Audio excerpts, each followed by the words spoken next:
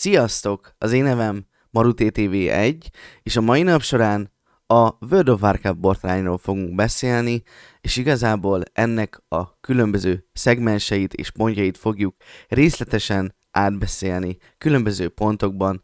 Tartsatok velünk, és járjunk utána együtt, és beszéljük meg, vitassuk meg, hogy lényegében a Blizzard az miért pont most jutott el arra a pontra, hogy ezeket a dolgokat előveszik. De még mielőtt belevágunk a lecsóba, és még ha nem iratkoztál fel a csatornára, akkor légy szíves, hogyha tetszik maga a tartalom, akkor mindenféleképpen nyomj nekem egy feliratkozást, ezzel is támogatva, hogy különböző hasonló videókat tudjak nektek készíteni a jövőben, és ez nekem hatalmas nagy segítség. Köszönöm szépen, hogyha hozzájárulsz.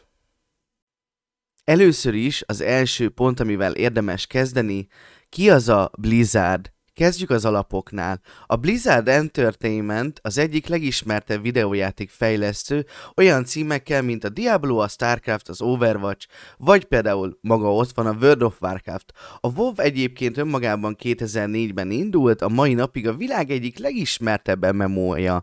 A Blizzard mindig nagyon szigorúan védte a maga szellemi tulajdonát, ez legyen akár maga a grafika, a zenék, a játéknak a kódolása, a karakterek, ez mind-mind, ha belegondoltok, ez mind az ő tulajdona. Ha valaki mondjuk privát szervert indít, akkor lényegében, ha úgy nézzük, akkor engedély nélkül használja fel ezeket a szellemi tulajdonokat, ezeket a tartalmak, grafikákat, kódolást, zenéket, mindent, és valamilyen szinten ezért is indult ki a botrány. De hogy ez mennyire jogos, és ez honnan indult, ennek hamarosan utána járunk a következő pontban. Egy pár szó szeretnék megemlíteni egyébként magáról a World of Warcraftról, mint játékról. Szerintem, hogyha te is jelenleg 30 és 40 év között vagy, akkor igazából neked is egy borzasztóan jó nosztalgia faktor tud lenni maga a játék. Igazából szerintem kijelenthetjük, hogy mindannyiunknak majdnem, hogy a gyerekkora volt maga a Blizzard, és a World of Warcraftnak az indulása meghatározó volt igazából abban az időszakban, maga a játék indulása, maga a World of Warcraft, mint élmény, és szerintem nagyon sokunknak azért is lett egy nagyon-nagyon nagy mélypontja, mert meghatározó volt az életünk egy olyan szakaszában, amikor igazából úgy nem is volt nagyon más, talán utána sokkal később a League of Legends volt az, ami még talán egy ilyen meghatározó indulás volt, de a World of Warcraft az mindig egy olyan nosztalgia faktor, amire így visszaemlékszel, és belegondolsz abba, hogy még általános iskolás korodban tényleg ott nyomtad a többiekkel, LAN-partiba, ott voltatok együtt egy háztartásba, vagy szobába, és nyomtátok közösen. Igazából mindenki azt nézte, vagy körülötted nézték azt, hogy játszotok a karakterekkel, és végül a barátaitok hozzátok csatlakoztak. Sajnos már ez egy múló dolog a mai világban, ezt nem mindenki tudja sajnos elmondani és megélni. Hála Istennek én elmondhatom, hogy ezt még nagyon is megéltem, és nagyon jó volt, és nagyon is tényleg egy meghatározó időszak volt a későbbiek folyamán. És igazából nekem a World of Warcraft egy olyan élményt adott, ami mai napig valóban tényleg egy visszahúzó élményt tud adni a játékosoknak, meg nekem is, úgyhogy nem tudom, hogy nektek a World of Warcraft mi az, ami meghatározó volt.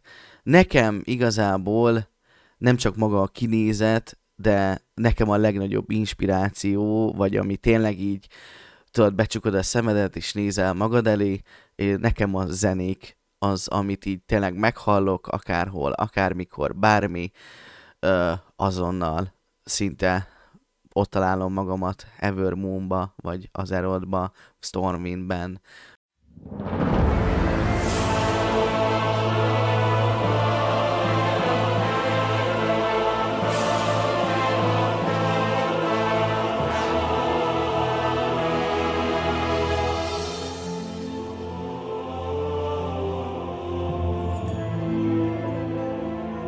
bármi, és borzasztóan nagyon jó élményt ad, úgyhogy igazából a World of Warcraft-ról, mint így MMO-ról, különösebben most nem tervezek beszélni, nagyon röviden csak ennyi lett volna így a véleményem ezzel kapcsolatban. Mi az a privát szerver, és miért jöttek létre? A privát szerverek olyan közösségi projektek, amik megpróbálják lemásolni a WoW-ot. Vannak, amik a Vanilla, tehát a legelső 2004-es változatot futtatják, mások a saját szabályokkal, új küldetésekkel, Unreal Engine módosításokkal színesítik a játékot. A játékosokat több dolog vonza, a nosztalgia, mert sokaknak a régi a WoW, az igazi a közösség, mert ezeken a szervereken sokszor családiasabb a hangulat, vagy egyszerűen az, hogy nem kell fizetni érte. Viszont ez mindig szürke zóna, jogilag tilos, de a Blizzard sokáig nem lépett fel minden szerver ellen, csak a legnagyobbak ellen, mint például a Nostarius. Igazából, ha belegondoltok, akkor számos alkalommal láttunk már hasonló ilyen példát, ahol már elindítottak olyan fajta jogi pereket, vagy például későbbiek során, például a klasszik szerverek a WoW-on belül ezért is jöttek létre, mert valamilyen szinten látta maga a WoW, hogy a klasszikus Lich Kingig bezárólag nagyon-nagyon nagy igény van ezekre a fajta szerverekre, és végül egyébként egy ilyen botránnak köszönhetően indult el egyébként ez a vonal is, hogy maga a World of Warcraft is elindított saját klasszik szervereket. Miért pont most kezdte el a Blizzard ezeket a jogi lépéseket? Ez igazából egy nagyon nagy kérdés. Miért pont most? A Turtle WoW az utóbbi években az egyik legnépszerűbb privát szerverré vált, beszélhetnénk mellette a Warmane és más hasonló szerverekről, de ezekről is fogunk majd beszélni. Nem csak futtatták a játékot, hanem saját tartalmakat hoztak hozzá, például ott van a Mystery of Azeroth, néven teljesen új küldetések és sztorit raktak bele. Emellett elindították a shop rendszert, ahol donétekért cserébe kaptál dolgokat, és most jön a legfontosabb, nemrég bejelentették, hogy az Unreal Engine 5-ben újra alkotják teljesen a WoW-ot.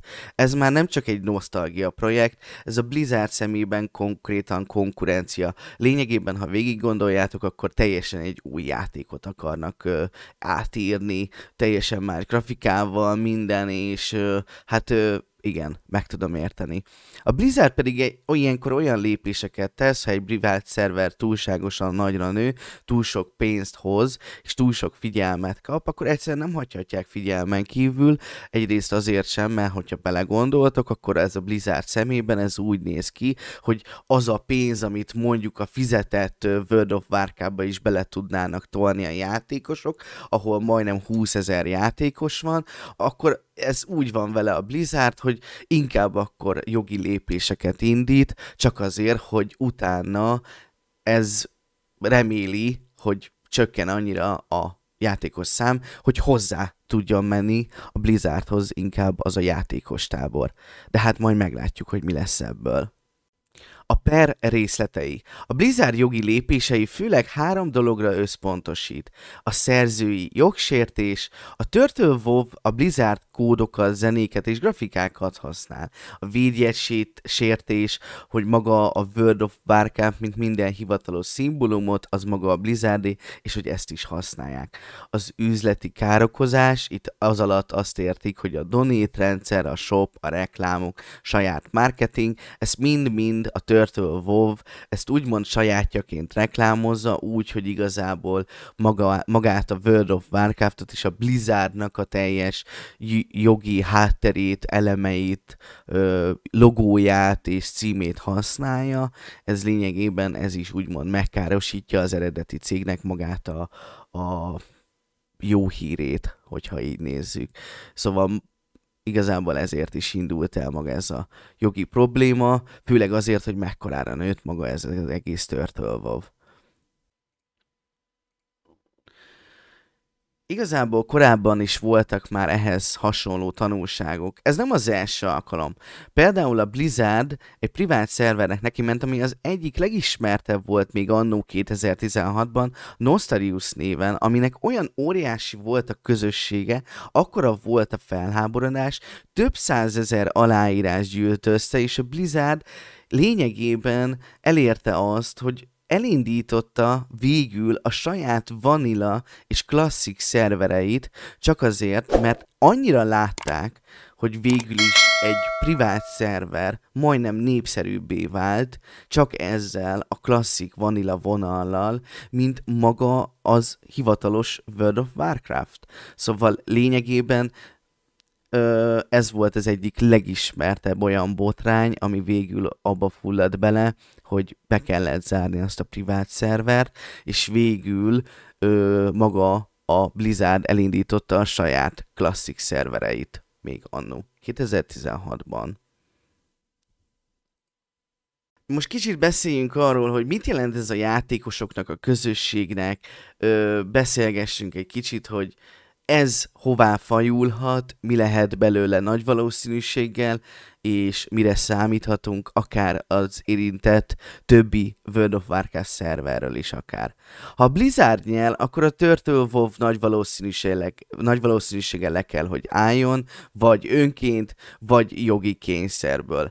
Ez igazából, ha belegondoltok, akkor ez elég nagy játékos bázisról beszélünk, most akár csak vagy a Turtle WoW esetében, vagy akár más privát szerverek esetében. Hát magát a közönség szempontjából viszont ez egy eléggé lottójátszma. Mert most, hogyha belegondoltok, akkor egy privát szerveren játszani, hát eléggé nem egy életbiztosítás, mert igazából ez egy privát szerver, nem hivatalos. Lényegében tök jó, hogy lehet játszani, de ha végig gondoljuk, akkor ezt igazából bármikor elvehetik tőled. Szóval, hogy nincs igazából biztos garancia arra, bár, ha most, hogyha ezt végig kéne gondolnunk, akkor ez bármikor egy bármilyen fajta hivatalos cég vagy játéknál szintén igaz. Jogilag nincs rá igazából semmilyen garancia. Ez miért érdekes kérdés? Hát vajon a Blizzard felajánl majd valami alternatívát, vagy új klasszik tartalmat, vagy csak lezárják az egészet? Ezt igazából nem lehet tudni. Ami nagyon fontos kérdés, hogy ti mit gondoltok erről? Mi a ti véleményetek erről az egész vitáról? És szerintetek mi ezt hogyan fogjuk megélni? Nektek van kedvetek igazából az eredeti WoW-ra visszatérni? Van kedvetek több százezer forintot kifizetni azért, hogy igazából játszatok és mellette havonta is fizetni, hogy úgymond részesei legyetek újra a WoW közösségnek? Írjátok le kommentbe. Maga a határok, hogy hol vannak a szenvedélyek jogsértések között? Nagyon nehéz kérdés. Maga a privát szerverek károsítják a Blizzardot, vagy pedig a reklámok csúfítják úgymond az eredeti cégnek a célközönségét, és magát a szellemi tulajdonát? Ezt nem lehet tudni. Meglátjuk, hogy milyen következményei lesznek. Összefoglalva a dolgot, a Turtle WoW és a Blizzard ügy megmutatja, hogy mennyire kényes és határ közösségi projektek és a hivatalos játékok között. A Blizzardnak jogilag igaza van, de a játékosoknak a szíve és a közösségi szerverek felé húz. A kérdés az lesz ebből, hogy újabb klasszik szerverje fog majd létrejönni, vagy pedig a Turtle WoW megtarthatja a jogait, és csökkenni fog úgymond a játékosszám, vagy pedig örökre vége. Az érdekesség talán az a témában, hogy ez milyen hatással lesz mondjuk egy Warmane szerverre, vagy más olyan privát szerverekre, amik még működnek, de még kimondottan nem volt szó róla.